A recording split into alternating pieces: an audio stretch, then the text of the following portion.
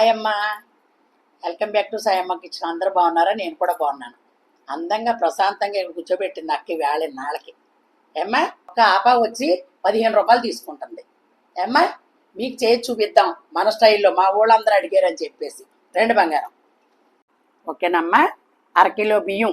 ఇప్పుడు వీడియో నేను పొద్దున్న 10 గంటలకు చేస్తున్నాను. రాత్రి నానబెట్టుకున్నాను. ఇవి అరకిలో బియ్యం, సోనా మైసూరు బియ్యమే. కోటా బియ్యం వేస్తారు చాలామంది, ఎందుకంటే బియ్యం బాగా జిగురు ఎక్కువైపోతున్నాయిరా. లేకపోతే రవ్వ ఆడించుకునేదాన్ని, పిండి ఆడించుకునేదాన్ని, అన్నీ పక్కన పెట్టుకునేవాళ్ళు. అందుకని చెప్పి ఇంట్లో బియ్యమే వాడేస్తున్నాం సోనా మైసూరేని. ఏమో అరకిలో పోసుకున్నాను. ఒక కొబ్బరికాయ కొట్టుకున్నాను, కొబ్బరికాయ కూర అనమాట. ఈ రెండు కలిపి మెత్తగా, ఎంత మెత్తగా అవుతే అంత మెత్తగా, మీరు గ్రైండర్లో వేసుకున్నా పర్లేదు, మిక్సీ పట్టుకున్నా పర్లేదు. ఈ రెండు పట్టుకునమ్మా 2 వాయిలు పెట్టుకుందాం. మెత్తగా మీరు ఎంత మెత్తగా రుబ్బుకుంటే అంత మెత్తగా, సరేనా? నాకు నిన్న చెయ్యి కాలిందిరా, అందుకని చెప్పి పాప మా అక్కే చేస్తుంది. చేతులు కాలిపోయి ఇగో పట్టేసుకున్నాయి. ఓకేనమ్మా. ఇందులో వాటర్ పోసుకోండి. ఓకే ఓకేనమ్మా. ఇదిగో ఇలాగ మనం అవసరమైతే మిక్సీ కూడా కడుక్కొని వాటర్ అందులో పోసుకోవచ్చు. ఇప్పుడు ఇలాగా 30 ఆపాలు అవుతాయి నా లెక్క ప్రకారంగా. ఏమ్మా, ఏం చేస్తామంటే ఇలా మూత పెట్టేసుకుని ఓ పక్కన పెట్టుకున్నాం అనుకో, రేపు పొద్దున చక్కగా ఊరుద్ది. ఊరి పొంగుతుందన్నమాట. పొంగిన తర్వాత పండుబాబుని పంపించేసి క్యారేజీ పెట్టేసి ఇది మీకు చక్కగా ఇచ్చి చూపిస్తాను. ఓకేనా బంగారం? అప్పుడు దాకా బాయ్ బాయ్. ఓకేనమ్మా. చక్కగా నిన్న కలిపాను కదా, ఇదిగోరా, ఇగో ఈ టైప్లో ఉండాలి మనకి. ఇలాగుంటే పూతరేకులు వేస్తారు చాలామంది. ఆ పూతరేకుల టైప్లోకి ఇలాగ ఉండాలన్నమాట. చిక్కదానం ఉండకూడదు, బాగా పలసగా ఉండకూడదు. కొందరు ఆయిల్ పోసుకుంటారు, కొందరు నెయ్యితేలు వేసుకుంటారు, కొందరు ఏమి వేయకుండా చేసుకుంటారు. ఓకేనమ్మా. మీకు దళసరి కావాలనుకుంటే అది ఇదిగో ఇలాగా, అంతే. కాకపోతే కొంచెం టైం తీసుకుంటుందిరా. అది సిమ్లోనే కాలాలి.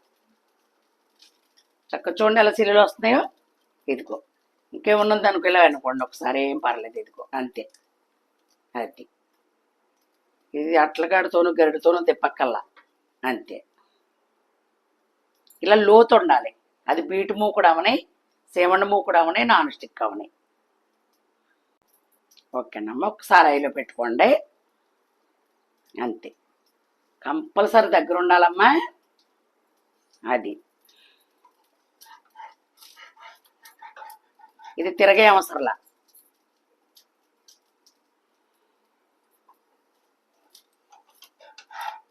అది కూడా అంతే.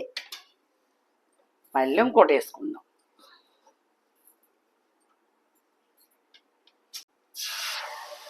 అది ఆ సౌండ్ రావాలి, అంతే. ఇప్పుడు మనం ఇదిగో ట్రై చేస్తే ఏది రాయింది ఉండదు. అందరూ నేర్చుకొని పుడతాను, పోతే ఒకటి పోద్ది, అంతే. ఓకే బంగారం. చక్కగా అందంగా 4 పక్కల మంట తగిలింది అనుకో, గాలకు వచ్చేస్తుంది. ఏమి తిని సోడా గట్ట ఏమి ఎక్కలేదు ఇందులో. మీకు నచ్చిన పచ్చళ్ళలో నంచుకోవచ్చు. బెల్లం పాకం పట్టుకుంటారు, అది కూడా తినొచ్చు ఇందులో.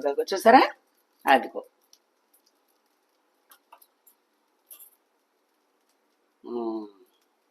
సూపర్. ఓకేనమ్మా. ఇదిగో అదిగో చూసారా? చక్కగా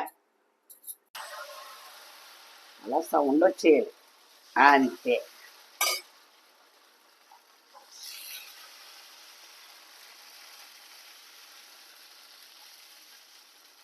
అంతే చూసారా?